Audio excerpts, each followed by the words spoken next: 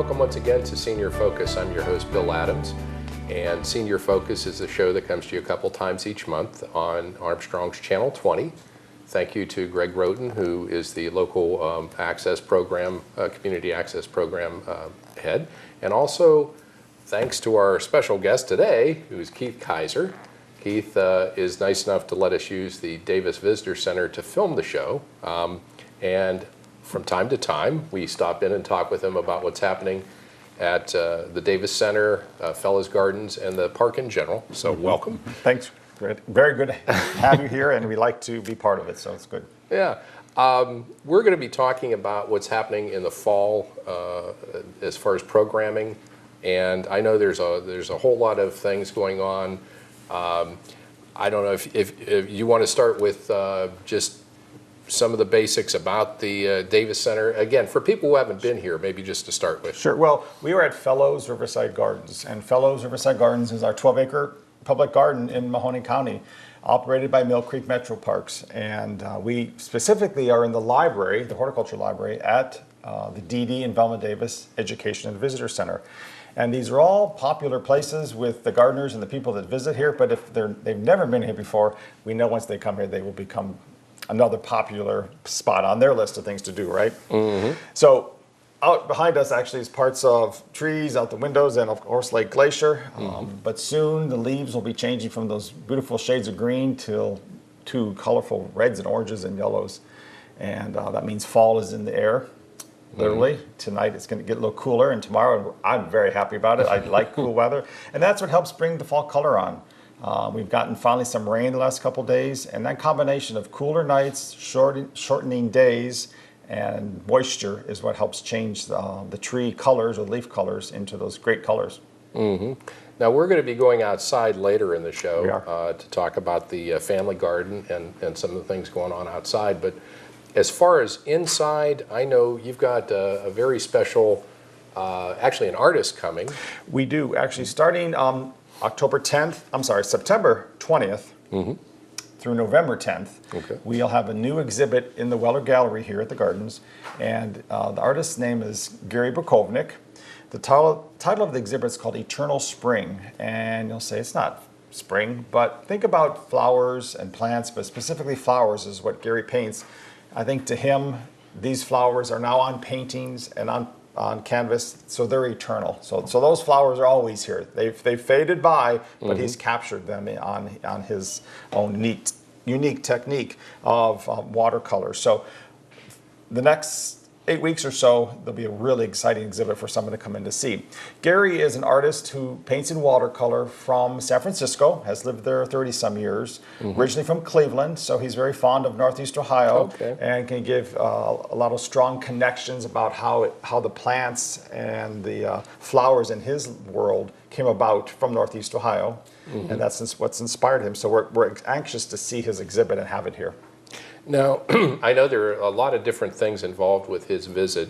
Obviously, the exhibit will be going on for a while, mm-hmm. but you also you're going to have an auction of some items? Yep. Gary is very supportive of nonprofit organizations. For instance, in California, he helps the San Francisco Symphony each year paint a painting, and then they make posters for it, and it's a fundraising event. He was earlier this year at the Berkeley Botanic Garden, did the similar kind of thing as he's going to do with us. So he has contributed. He actually painted 4 paintings that will be here as part of our exhibit, but they also will be auctioned off. So it helps us raise a little money, mm-hmm. and these paintings will actually be auctioned off at an event that we're going to have, which is on October 10th. It's a Thursday evening. We're calling it an evening. We're calling it Watercolors at the Gardens, an evening with Gary Bukovnik. And it's a fundraiser evening, but it's a great way for us to present him, have people meet Gary, as also see the paintings that he's contributed, and have something extra special take place. We're going to be unveiling a new painting that Gary is painting for us. We commissioned him to do this, and it's called Fellows Riverside Gardens Iris. It's really, I've not seen the original, I have seen some pictures. It's going to be a great addition to our permanent botanical art collection here at Fellows Riverside Gardens. If you're familiar at the Davis Center, we have a room called the Radius Room. It's on the lower level. It's a round circular space. It doesn't have any windows, so it has 2 and soon to be 3 really exciting, large scale, I'm talking about 10 feet wide by 6 feet tall, paintings of flowers in large scale. So this new one with iris is going to fit right down in that space and really complete those walls. Yeah, I know we've filmed several shows down there. Sure. And it's a beautiful room, and I also know it because of, well, later in the, actually in the winter, when you have your Christmas tree exhibit on an annual basis, that's one of the rooms that really stands out. Yeah. Individuals are helping us with this painting. Again, this is not coming from MetroPark's budgets or dollars. It's the Friends of Fellows of Riverside Gardens that are raising the funds to do this. And not even the Friends budget itself. It's completely outside individuals and donors at this point that are supporting this event and this painting. So if someone has an extra $1 or 20 they want to send along, and we have a little donation box, we'd love to have some support for adding this new painting, which is very important to our whole role here at the Gardens. Now, you mentioned the Friends of the Gardens. I guess at any point folks can join that. And do you want to talk a little bit about the Friends of the Garden? The Friends of Fellows of Riverside Gardens, which is our nonprofit membership-based organization here at Fellows of Riverside Gardens, helps us do all kinds of things. It is 25 years old this year, so it's celebrating quite a milestone. And the Friends have helped us with many activities, from raising the money that built this building, over $6.5 million, to funding things like Pumpkin Walk at Twilight. They help us support many of our fundraising activity, or many of our public special events, and those all happen because of the fundraising events they also do. So, for instance, we're sitting in the library here. Well, membership people who are members can use this library on a circulating basis. So, just recently we added that as one of our membership benefits, that you can then circulate or check out books. Otherwise, it's open every day for people just to use it. But we'd love to encourage more members. We're getting close to our 1,000 mark as far as members, but there's always room for more.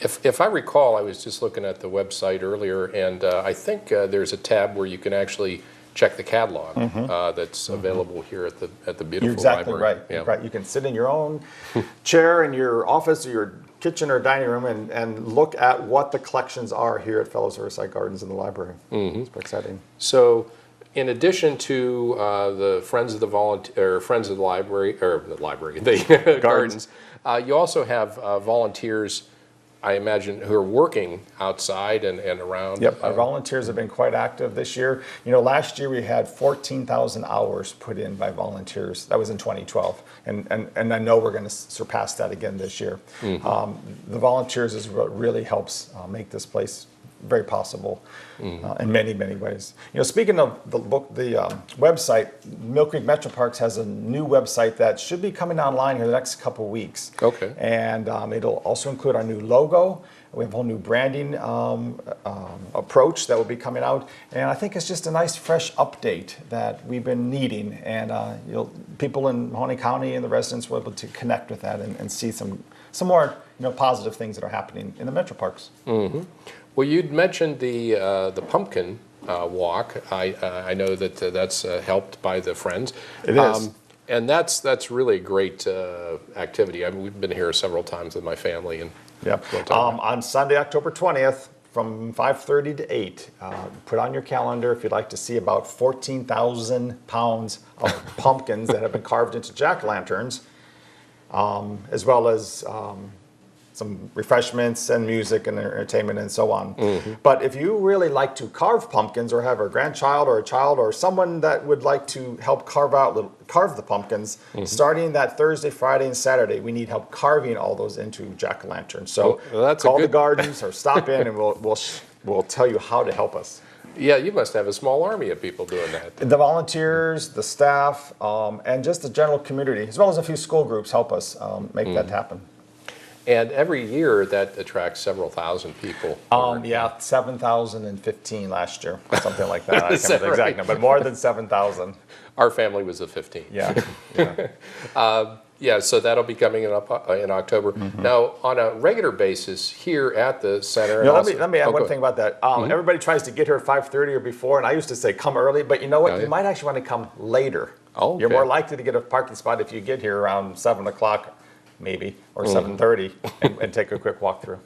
Well, just be patient, I guess, That's is right. the thing. That's right. And again, on a daily basis, you have activities going on here, all kind of classes, exercise programs, things like that. We really are encourage that whole connection of how do people connect with plants. So if it's taking a class, if it's which could be on anything from about plants and soils. We continue to have a monthly class that looks at the trees and the collections here at the gardens, to taking yoga or Tai Chi or Pilates, some of those more about health and wellness kind of programs, or healthy living, as well as cooking and so on. But there's a lot of ways we can connect people with plants in our lives. So programming for preschool on through adults, of course, takes place monthly. And a lot of that will be discussed in, you have a nice brochure here. It says fall for the Friends of Riverside Garden. As a membership benefit, again, we send out a quarterly newsletter that lists activities, all the classes, special events, and just some awareness about the gardens and articles about plants. So that's another benefit of membership. People can pick them up also here at the gardens. One thing I saw on the website, it was actually over at the Mill, a very interesting program coming up. I think that's October. It is. Yeah, you want to talk October about it? 12th is, and it's a fundraiser for the MetroParks, as well as a partnership with hands-on volunteers. It's called Masquerade at the Mill. This will be our second or third year, and this year the theme is The Legend of Sleepy Hollow. So it's an evening event. You do need to have tickets ahead of time, and it takes place in Lanterman's Mill in the evening. Yeah, I saw something about they've tied it into the book. Yes. Where you're crossing the bridge, which is the covered Well, bridge. I don't know all the details, so you might know them more than I, but yeah, that's a fun activity. Yeah, it looks like it'll be a lot of fun. Go ahead. Well, out in the gardens, as we talk about fall changing, the spring or the fall displays really are quite vibrant, much more with the roses that come into bloom, all the dahlias that are happening, and chrysanthemums are being planted, some ornamental cabbage. So, if you've been here through the summer or you've been here recently and say, oh, some of the displays maybe are starting to get old, that hot, dry days of summer are kind of past us, we hope now, and we'll be really freshening up some of the displays. So the grass turns greener and the plants are more vibrant. So it's a good time to just take a walk in the gardens. Well, and speaking of a walk, with like the pumpkin walk and just if you come to visit outside, you have the path that's been up for a few months, about 6 months. Well, actually, it was last fall. I'll be a year? In November, Okay. we finished that. So not quite a year. But yeah, we actually added about a half a mile of new paved walkways here at Fellows Riverside Gardens. So they're great for all of us, people who can walk easily across the sidewalks, or someone that might have a little challenge with that, or would prefer to use a wheelchair, or mother or dad pushing a stroller or whatever. They're great, been a great addition. It improved some of the kind of not so good looking spaces of lawn that were worn out and muddy maybe if it was wet. But it also provides a place for us, our gardeners, to pull their garden carts or drive our Cushmans, our utility vehicles. And it has been a big improvement. Now, are there other programs that are coming Let's up? see. Along with Gary Bukovnik, I was going to share that we will be having, and this is kind of a holiday plug for start thinking about your sales. We will be selling merchandise. So there'll be note cards, there'll be mugs, right along with all these paintings that we have. And we are going to be printing the Amaryllis one in holiday cards. So people are looking for buying cards to give out for the holidays. They can buy a pack of those here at the gardens. And the shop will be carrying that stuff. As well as this year, Scott Lance's calendar of Mill Creek MetroParks is here and ready. This is here now. We've been selling them actually the last 6 weeks or so. Lots of beautiful photographs from around the MetroParks. There's June with Roses. There's the Mill for next December. So that's been available already and selling very well. Yeah, I was just going to say, and that's available again in your garden or the store That's here right. at the center, and that's a beautiful store. Yep, Shop in the Gardens continues to be a very popular place to buy a gift, something for yourself or someone else, buy some garden merchandise. And really, you're supporting Fellows Riverside Gardens and the whole MetroParks by shopping there. I know you've had in the past the evenings, the shopping excursion type evenings. Yep. Are there any of those coming up? Well, in the fall we have a holiday open house, okay, which is geared towards the December holidays, Christmas and so on. Mm-hmm. And the date is the 7th, 8th, and 9th, I believe, or 8th, 9th, and 10th. 8th, 9th, and 10th of November. That's when we kick off our holiday shopping. So we were talking about, you can see some merchandise for Christmas already in the stores in September. Well, we do wait till November for ours, so we got to get out there. But that's good timing for people who... And actually, soon, later this month, so starting the 28th and 29th is our autumn plant sale. Okay. So chrysanthemums and gourds and cabbage, ornamental cabbage, some things like that. But our big seller is our ornamental bulbs for spring display. So you're going to be planting fall blooming or spring blooming bulbs this fall. So we have those for sale.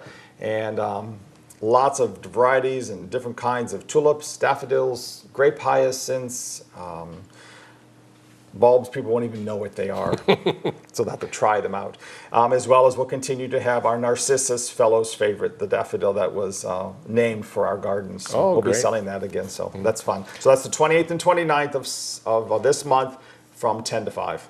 And I notice it says the sale will continue through October. That's right. Afterwards. As plants, I mean, we'll sell until they're gone, is how that works. Sure. But we start with these 2 days, exactly. Well, I know we're going to be, heading off here? We are. We're going to go outside to the family garden. And our family garden here at Fellows Riverside Gardens is an exciting place we've had for a few years, but it really took on a new life of its own. And I'm really anxious to show you and the visitors. Or the viewers. We're not visitors today, but they're viewers. I think bees are involved. The bees are involved. So you'll see where we have been harvesting some honey. Okay. And it's all about bees and healthy eating and colorful gardens out in the family garden this year. Okay, well, we'll take a look. Hi, welcome once again. We're it was a senior focus again, and we're outside at the family garden area with Keith Kaiser, and Keith's going to sort of give us a tour of what we're looking at. Well, a real exciting part of our gardens at Fellows Riverside Gardens is the family garden. And what does that mean? Well, it's a place for us to provide hands-on demonstration for kids of all ages, which is kind of a cliche, but it truly is. This garden has been here for a few years, but it really took on a new life this year. We actually have a dedicated staff member that's here part-time, but here, and this is her responsibility, Lori. So we're excited to be able to provide programming kind of on a drop-in level. You know, you don't sign up to this class, you don't have to pay a fee, it's just you come and enjoy and learn. And it can happen without staff here or volunteers, but we do have a few scheduled times that we do have staff or volunteers here. So on Fridays, we have Family Garden Fridays from 10 to 2, and then on Sundays, we're 11 to 2. Okay. And that'll extend through the first week of October, and then it's going to be done for this year. But the garden will still be here. But what we focused on this year, and you can see lots of color, we've focused on a theme called Eat Your Colors. Eat your colors? Eat your colors. Okay. So I'm going to go get a brochure here. Okay. Eat Your Colors is all about trying to promote healthy eating with children and adults as well. Sure. So, you know, eat your colors. So why not eat yellow corn and red tomatoes and green zucchini and all those kinds of good, healthy things? Oh, that's a great idea. Not just colorful candy or whatever, snacks and so on. So this garden is fun and all about whimsy. So you can see the crazy patterns we've made with these big purple cabbage to the scarecrows. The tires are our containers this year. And each week when the kids have been here, they learn about an insect. So 1 week was caterpillars, 1 week it's grasshoppers, as well as they also talk about and eat a vegetable. They make a food with that vegetable. And it's all about getting out and let's move. If you remember, Michelle Obama really has encouraged this promotion of getting outdoors and being active. So it's called Let's Move. Well, we want those kids to let's move. So we're doing that here at the gardens. Well, this would be an ideal spot for grandparents, I would imagine, to bring their kids. It's perfect. You're looking for something to do. I mean, I can't think of anything better than to bring. It's free. It's open all the time. What else can you have? Well, pretty much all the time. That's right. In the daylight. Right. And it's right as you pull in the parking lot, you cannot help to miss it. Lots of color, these shade sails. We just repainted the fence. We had some great volunteers that came on the United Way Great Day of Sharing. Last Friday, they helped us paint our fence. And it's right next to the Dahlia Garden, so there's a lot of colors right next door to that too to see. Sure. So let's go closer into the gardens and see a couple other things. Sure. So Keith is here and he's going to talk about a mystery plant. Well, this garden is about learning. So we want people to learn as they're having fun. So this year, out in this section of the garden, we've planted a plant that I think very few people know what it looks like, but they've eaten it a lot, at least most people. It's a herbaceous plant, means it dies down, and it's an annual, so it's going to go away at the end of the year. It has some little flowers that are all closed up yet this morning. Here's one right here. It's in the member of the pea family, and once that flower opens, the seed, the stem of the flower kind of falls down to the ground. And when it lands at the ground, it starts to produce its seed pod underground, and there's usually 2 large seeds in this woody little pod. Any guess? Uh-oh. A peanut. So here's some little peanuts that are starting to produce down in the ground. And one that is actually getting There's a peanut. Mature. Wow. So that's what we can show people. So, you know, they're not ripe yet. They're very green inside here. If we actually can't even get that open, you would see that looks just like the peanut. But another thing we like to share with people is the new beehives. Sure, sure. So, busy as a bee. In May, we installed 2 beehives. Okay. And they've done outstanding. We have help from the Mahoning and Columbiana County Beekeepers Association, because we never had bees here before. And if you can look close, it's still morning, it's kind of cool. The bees are there, they're coming in and out of the hives. Oh, yeah. But later this afternoon when the sun's out, they'll be all over this place. So what do bees make? Honey. They make honey. That's what we get out of it, but they also use the honey. So throughout the summer, we have harvested some honey. But by fall, we have to be very careful of harvesting too much out, because the honey that they produce, they also need to get them through the winter. So we have sold some early this year. We collected 77 pounds of honey out of these 2 hives. Is that right? Near the end of July, I think it was. Well, didn't that sell out in like 2 days? It did. One day. One day. One day. And we may be able to harvest yet some more. But again, just another example of demonstration and activities and connecting people with our natural world, and specifically plants. Sure, and I'm sure the kids love to see that. They do, and they can get up close. The bees go up over top of that and come in behind the glass, and we're not in their way. Wow, that's amazing. Yeah.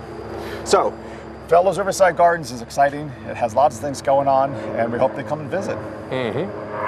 Well, again, we're outside. We're at the family garden at Fellows Riverside Gardens. It's part of the entire complex, but the Davis Center is there.